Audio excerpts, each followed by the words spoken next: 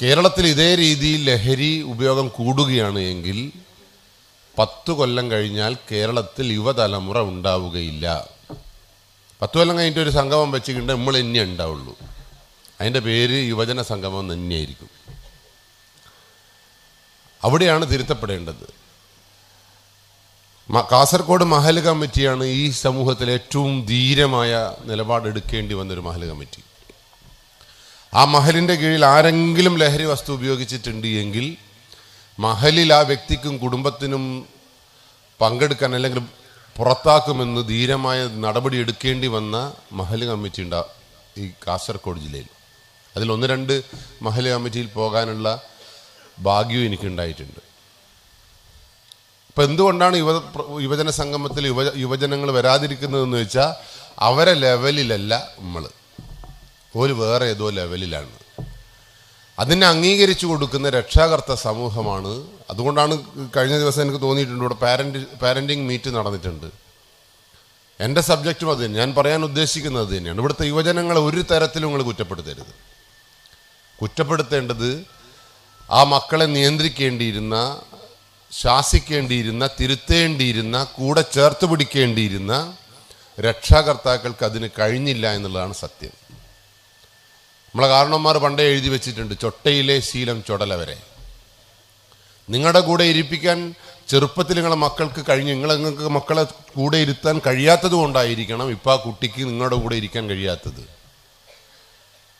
അവിടെ ശരിക്കും മുസ്ലിം പ്രസ്ഥാനത്തിൽ, മുസ്ലിം സമുദായത്തിൽ ഇങ്ങനെയൊന്നും ഉണ്ടാവാൻ പാടില്ല.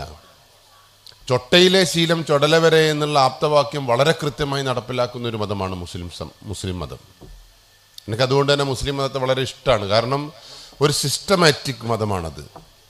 എല്ലാവരും വെള്ളിയാഴ്ചയിൽ പള്ളിയിൽ പോകുന്നു, എല്ലാവരും 5 പ്രാവശ്യം നിസ്കരിക്കുന്നു. എല്ലാ ശൈലികളും രീതികളും ഒരേപോലെ തന്നെയാണ്. എന്തുകൊണ്ടാണ് സമൂഹത്തിന് ഈ ക്വാളിറ്റി കൈവരിച്ചതെന്ന് നിങ്ങളെപ്പോഴെങ്കിലും ചിന്തിച്ചിട്ടുണ്ടോ? അതിനൊരു ശാസ്ത്രീയ വശമുണ്ട്. ആ ശാസ്ത്രീയ വശം ചർച്ച ചെയ്യപ്പെടാത്തടത്താണ് പരാജയം സംഭവിക്കുന്നത്. 3 വയസ്സ് മുതൽ നമ്മുടെ മക്കളുടെ തലച്ചോറൊക്കെ വളരുന്നുണ്ട് പോലും. 6 വയസ്സാകുമ്പോഴേക്കും ആ തലച്ചോറിൻ്റെ 94% പരിപൂർണമായിട്ട് പ്രവർത്തന സജ്ജമാവുന്നുണ്ട്. ശാസ്ത്രജ്ഞന്മാരും വിദഗ്ധരും പറയുന്നു, ഈ തലച്ചോറിലേക്ക് നമ്മൾ എന്താണോ പറഞ്ഞു കൊടുക്കുന്നത്, എന്താണോ ആ തലച്ചോറിനെ ശീലിപ്പിക്കുന്നത്, അതാണ് കുട്ടിയുടെ ശീലം, അതാണ് കുട്ടിയുടെ സംസ്കാരം. ആ 3 വയസ്സ് മുതൽ കുട്ടിയോട് എന്ത് പറഞ്ഞു കൊടുക്കുന്നു എന്നുള്ളതാണ് ഒരു 18 വയസ്സുകാരൻ ആരാകണം, എങ്ങനെയാകണമെന്ന് തീരുമാനിക്കപ്പെടുന്നത്. അപ്പോൾ നിങ്ങൾ 3 വയസ്സ് മുതൽ ആ കുട്ടീനെ നിങ്ങൾ ചേർത്ത് ഒപ്പിച്ചിട്ടുണ്ടാവില്ല. ഒരു സംഗമത്തിലും നിങ്ങൾ മക്കളെ ചേർത്ത് വെച്ചിട്ടുണ്ടാവില്ല. അവരുടെ കൈപിടിച്ച് ഈ മടവൂരിൻ്റെ മണ്ണിലൂടെ നിങ്ങൾ നടന്നിട്ടുണ്ടാവില്ല. അതുകൊണ്ട് തന്നെ 18 വയസ്സുകാരൻ വിചാരിക്കുന്നു, ഞാൻ രാജാവായി, ഇനി എൻ്റെ വാപ്പേനെയും ഉപ്പേനെയും ഉമ്മേനെയും ഒന്നും കൂട്ടി നടക്കേണ്ട ആവശ്യമില്ല എന്ന തരത്തിലേക്ക് ആ കുട്ടിയുടെ മനസ്സ് മാറിപ്പോയി. ആ കുട്ടിയുടെ മനസ്സ് മാറ്റിയത് ആരാന്ന ചോദ്യത്തിന് എന്താ ഉത്തരം പറയേണ്ടത്? ആ മനസ്സ് മാറ്റിയത് ഇതൊന്നും പഠിപ്പിക്കാത്ത രക്ഷാകർത്താക്കളാണ്. മുസ്ലിം മതം ഇത്രയും സിസ്റ്റമാറ്റിക്കായ മതമായി മാറാൻ കാരണം എന്താണെന്ന് മാത്രം നിങ്ങൾ പഠിച്ചാൽ മതി. 3 വയസ്സ് മുതൽ മദ്രസയിൽ നിന്ന് കിട്ടുന്ന കൃത്യമായ മതബോധവും ദീനിബോധവുമാണ് ഈ കുട്ടികളെ കൃത്യമായിട്ട് ഒരു മുസ്ലിം പൗരനാക്കി മാറ്റുന്നത്. ശരിയല്ലേ? ഈ പഠിപ്പുകൾ ഒരു 20 വയസ്സിലാക്കി നോക്ക്. 3 വയസ്സ് മുതൽ ഇതൊന്നും വേണ്ട. 20 വയസ്സ് പറഞ്ഞു, എൻ്റെ ചക്കൻ നല്ലോണം ബോൾ കെട്ടുന്നുണ്ട്, ഓനൊരു കളിക്കാരനാക്കണമെന്ന് മെസ്സിൻ്റെ അമ്മ തീരുമാനിച്ചു. എത്ര വയസ്സിൽ? പറഞ്ഞോളി. 2.5 വയസ്സിൽ. ഞാൻ എൻ്റെ വീടൊന്ന് ആലോചിച്ച് നോക്കി. എൻ്റെ വീട്ടിലാറ്റ അങ്ങട്ടയിലുള്ള ചങ്ങായിൻ്റെ ബോളാറ്റ എൻ്റെ മോൻ്റെ തലയിൽ വീണിക്കുണ്ടെങ്കിൽ ബാക്കി പറഞ്ഞോളി. അപ്പോൾ ശരി, നിങ്ങൾ എൻ്റെ വീട്ടിൽ അതേ സ്ഥിതി തന്നെയാണ് അല്ലേ? ചൂലും മറ്റേ അങ്ങട്ടയിൽ പോയിട്ട് ആ ബോളും പൊട്ടിക്കും, ആ ബോൾ ഇട്ട ചക്കനെയും പൊട്ടിക്കും, അവൻ്റെ അച്ഛനും അമ്മേനെയും പറയാത്ത വർത്താനം ഉണ്ടാവില്ല. ശരിയല്ലേ? പക്ഷെ മെസ്സിൻ്റെ അമ്മയും ഉമ്മയും പറഞ്ഞ അങ്ങനെയല്ല, അവൻ കളിക്കും. അങ്ങനെ ഇവരെ 2.5 വയസ്സിൽ ഫുട്ബോൾ അക്കാദമിയിൽ കൊണ്ടാക്കാൻ പോവാ. 2.5 വയസ്സിൽ കൊണ്ടാക്കിയപ്പോൾ പറഞ്ഞു, ആ ഫുട്ബോൾ അക്കാദമി എന്ന് പറഞ്ഞു ഇപ്പം ചേർക്കൂല, 3 വയസ്സാണ് ചേർക്കാൻ. എത്ര വയസ്സ്? 3 വയസ്സ്. ഈ അമ്മ കാത്തിരുന്നു 3 വയസ്സ് വരെ. അങ്ങനെ 3 വയസ്സ് മുതൽ വലിയൊരു കിറ്റുമില്ലായിട്ട് മെസ്സിനെയും കൂട്ടിയിട്ട് ആ ഫുട്ബോൾ അക്കാദമിയിൽ പോയപ്പോൾ അവിടുത്തെ ഡോക്ടർ ഇവനെ പരിശോധിച്ചിട്ട് പറഞ്ഞു, ഇവൻ കളിക്കാൻ കൊള്ളൂല, ഇവൻ്റെ കാല് ബ്രാക്കറ്റ് പോലെയാണ്, ഇവന് ഹോർമോണിൻ്റെ ചെറിയ പ്രശ്നമുണ്ട് എന്ന് പറഞ്ഞപ്പോൾ മെസ്സിൻ്റെ അമ്മ പറഞ്ഞ് ഓനൊന്നുമില്ല, ഇപ്പം വരുമ്പം ബോൾ കെട്ടീനായി. നിങ്ങൾ അധികം വർത്താനൊന്നും പറയണ്ട, ഇവിടെ ചേർത്തിക്കില്ല, ഞാൻ അക്കാദമി ഞാൻ കത്തിച്ച് കളിയുന്നു. അമ്മയുടെ ശാഠ്യത്തിന് മുമ്പിൽ ഈ മെസ്സിനാട് ചേർക്കുവാണ്. ഞാൻ എൻ്റെ ഭാര്യനെ ഒന്നും കൂടി ആലോചിച്ച് നോക്കി. നിങ്ങൾ ആലോചിച്ച് നോക്കി, നിങ്ങളെ മക്കളെയും കൂട്ടി ഡോക്ടറെ അടുത്ത് പോയിട്ട് അതിന് ഹോർമോൺ എന്ന് പറയുമ്പോൾ തന്നെ ഉമ്മേൻ്റെ സ്ഥിതി എന്തായിരിക്കും? എന്താ പഠിച്ചോനെ അതിനെന്തോ മോണില്ലോലോ എവിടെയാന്ന് വെച്ചാൽ കൊണ്ടോടുന്ന് പറഞ്ഞിട്ട് നിങ്ങൾ ആംബുലൻസും വിളിച്ച് എവിടെയെങ്കിലും പറക്കും. പക്ഷെ മെസ്സിൻ്റെ അമ്മക്ക് മെസ്സിനെ നല്ല വിശ്വാസം ഉണ്ടായിരുന്നു.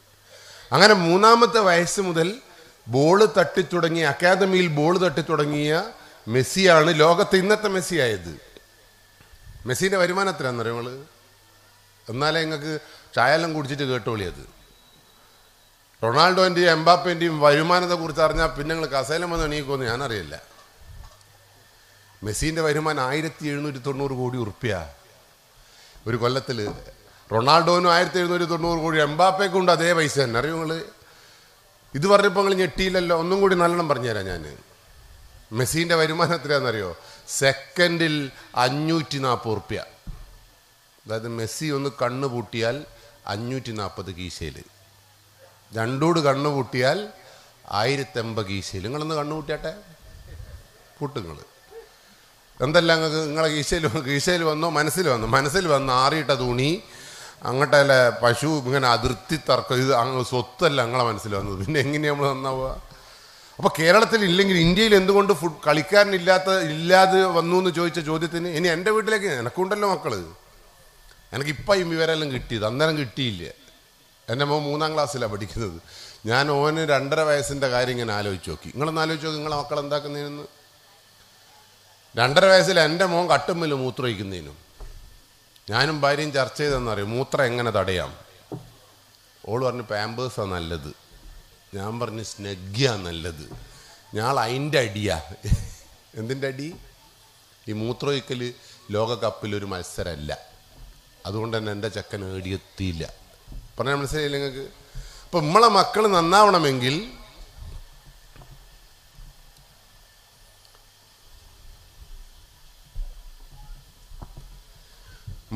നന്നാവണമെങ്കിൽ ഏതു പ്രായത്തിൽ തീരുമാനിക്കപ്പെടണം? പറഞ്ഞോളേ, 3 വയസ്സിൽ. അതാ നമ്മളെ ഈ മതം കൃത്യമായിട്ട് മക്കളിലേക്ക് മതബോധത്തിൻ്റെ പേരിൽ കൊണ്ടുവന്നത്. മനസ്സിലായില്ല നിങ്ങൾക്ക്? ആ സമയത്ത് കളികളെക്കുറിച്ച്, നന്മയെക്കുറിച്ച്, വായനയെക്കുറിച്ച് കൂടി പഠിപ്പിച്ചിട്ടുണ്ട് എങ്കിൽ നമ്മളെ പിടിച്ചാൽ കിട്ടുമോ? ഇല്ല. ഞാൻ ഇവിടെ വരുമ്പോഴും ശ്രദ്ധിച്ചൊരൊറ്റൊരാളും നിയമം അനുസരിക്കുന്നത് ഞാൻ കണ്ടില്ല. ഞാൻ ആടെ വരുമ്പോൾ ഒരു ചെറിയ ചങ്ങായി സ്കൂട്ടറുമ്പിൽ ഇങ്ങനെ പറന്നു വരുന്നു. എന്ത് രസമെന്നറിയോ എന്നെ കാണാൻ. ഞാനും നിങ്ങളും തമ്മിലുള്ള വ്യത്യാസം എന്താ അറിയോ? സാറും നിങ്ങളും തമ്മിലുള്ള വ്യത്യാസം, എന്നെക്കാൾ എത്രയോ സീനിയർ മോസ്റ്റാണ് സാറ്. ഞങ്ങളെ സംബന്ധിച്ചിടത്തോളം ശരിക്കും പറഞ്ഞാൽ പടച്ചോൻ പോലീസാട്ടോ. കാരണം എന്താ അറിയോ? നിങ്ങളെല്ലാം സ്വാർത്ഥന്മാരാ. ഞാൻ പോലീസിൽ വരുമ്പോൾ പോലീസിനെ എനിക്ക് ദേഷ്യമായിരുന്നു, പോലീസിനെ ഇഷ്ടമല്ലായിരുന്നു. നിങ്ങൾ പോലീസിനെതിരെ മുദ്രാവാക്യം വിളിച്ചിട്ടില്ലേ? എന്താ മുദ്രാവാക്യം വിളിച്ചത്? പോലീസെല്ലാം ബ്ലിറും 4-5 ബ്ലിറും ഇങ്ങനെ. അത് ശരി, നിങ്ങൾ വിളിച്ചിട്ടുണ്ട്. കണ്ടാ, നിങ്ങൾ എപ്പോഴെങ്കിലും പോലീസ് ഉപദ്രവിച്ചിട്ടുണ്ടോ? എൻ്റെ മുമ്പിലിരിക്കുന്ന ആരെങ്കിലും നിങ്ങളെ പോലീസ് ഉപദ്രവിച്ചിട്ടുണ്ടോ സാർ? പക്ഷെ നിങ്ങൾക്ക് പോലീസിനെ പേടിയാണ്, ദേഷ്യമാണ്. എന്തുകൊണ്ടാണ് ഈ ദേഷ്യം? ചൊട്ടയിലെ ശീലം. അതുകൊണ്ടാണ് പോലീസ് നിങ്ങൾക്കെല്ലാം, പോലീസിന് നിങ്ങളാരെങ്കിലും അടിച്ചിട്ടുണ്ടോ, നിങ്ങളാരുടെങ്കിലും പിഴ വേണ്ടാണ്ട് വാങ്ങിയിട്ടുണ്ടോ, നിങ്ങളാരെങ്കിലും ജയിലിലിട്ടിട്ടുണ്ടോ? ഒന്നും ചെയ്തിട്ടില്ല. പോലീസ് നിങ്ങൾ നരിക്കുനി ടൗണിൽ ബ്ലോക്ക് ആയപ്പോൾ ബ്ലോക്ക് ഒഴിവാക്കിയിട്ട് നിങ്ങളെ റോഡ് സുഗമമാക്കി തന്നവനാണ് പോലീസുകാരൻ. ആ പോലീസുകാരനാണ് നിങ്ങൾ ഇപ്പം നിന്നിട്ട് ഇങ്ങനെ പറയാണ്. എന്തുകൊണ്ടാണ് പോലീസിനെ എല്ലാവരും ശത്രുവാക്കി കണക്കാക്കുന്നത്? ചൊട്ടയിലെ ശീലം. നിങ്ങളെ മക്കൾ ചോറുന്ന തരത്ത് നിങ്ങൾ ഉമ്മ പറഞ്ഞ് വരുന്നുണ്ടോയെ പോലീസ്, തിന്നോ വേഗം തിന്നോ, ഇല്ല മിണുങ്ങിക്കോ. ചെക്കൻ പാവം പോലീസിനെ പേടിച്ചിട്ട് മുട്ട മിണുങ്ങുവാണ്, ബ്ലും ബ്ലൂ. പിന്നെ ഓൻ എപ്പെങ്കിലും പോലീസിന് ഇട്ടുണ്ടാവുമോ? ചൊട്ടയിലെ ശീലം പറഞ്ഞു. അത് ഇടക്കിടക്ക് പറയണം, ചൊട്ടയിലെ ശീലം. അത് ശരി, സംഗതി ഇപ്പം മനസ്സിലായോ നിങ്ങൾക്ക്? നിങ്ങളെ വീട്ടിൽ ഒരാൾ വരുമ്പോൾ ഒരാൾ എഴുന്നേറ്റ് നിൽക്കണമെന്ന് നിങ്ങൾ ആഗ്രഹിക്കുന്നുണ്ടെങ്കിൽ ചൊട്ടയിലെ ശീലിപ്പിക്കണം. നിങ്ങളെ വീട്ടിൽ ഒരാൾ വരുമ്പോൾ ഒരാൾ ഗ്ലാസ് വെള്ളം കൊടുക്കണം നിങ്ങളെ മക്കൾ നിങ്ങൾ ഇരിപ്പോട്ടെ, അതെല്ലാം വിട്ടേ. വീട്ടിൽ വേറെ ആരും വരും. നിങ്ങൾക്ക് 70 വയസ്സാകുമ്പോൾ നിങ്ങളെ മക്കൾ വെള്ളം തരണം നിങ്ങൾ ആഗ്രഹിക്കുന്നുണ്ടെങ്കിൽ, മക്കളെ കൈകൊണ്ട് വെള്ളം കുടിച്ച് മരിക്കണം നിങ്ങൾ ആഗ്രഹിക്കുന്നുണ്ട് എങ്കിൽ 70 വയസ്സിൽ വിളിച്ചു നോക്ക് നിങ്ങൾ തന്നെ. മനസ്സിലായില്ലേ? അതുകൊണ്ട് സൂക്ഷിക്കണം. അതുകൊണ്ട് എല്ലാവർക്കും ബേജാറുണ്ടോട്ടെ. എല്ലാവരും ആലോചിച്ചോളി, നിങ്ങളെ മക്കൾ നിങ്ങൾക്ക് വെള്ളം തരുമെന്ന് ഒന്ന് ആലോചിച്ചോട്ടെ. ആലോചിക്ക്, എത്ര ആൾക്ക് വെള്ളം കിട്ടി മരിക്കൂയിൽ? നിങ്ങൾ എന്നെ വെള്ളം പാനിയിലാറ്റം കൊണ്ടാച്ചോളി. എന്നാൽ കുടിച്ച് മരിക്കാൻ നിങ്ങൾക്ക്. ഇല്ലാണ്ട് മക്കൾ തരണമെങ്കിൽ മക്കളെ ശീലിപ്പിക്കണം. ആ ശീലങ്ങൾ ഉണ്ടാക്കിയോ? ഇല്ല. മക്കൾ ഇവിടെ വരാത്ത എന്തുകൊണ്ടാന്ന് ഇപ്പം മനസ്സിലായോ? നിങ്ങൾ 3 വയസ്സ് മുതൽ ആ കുട്ടിയെ കൈപിടിച്ച് നടത്തി ശീലിപ്പിച്ചില്ല.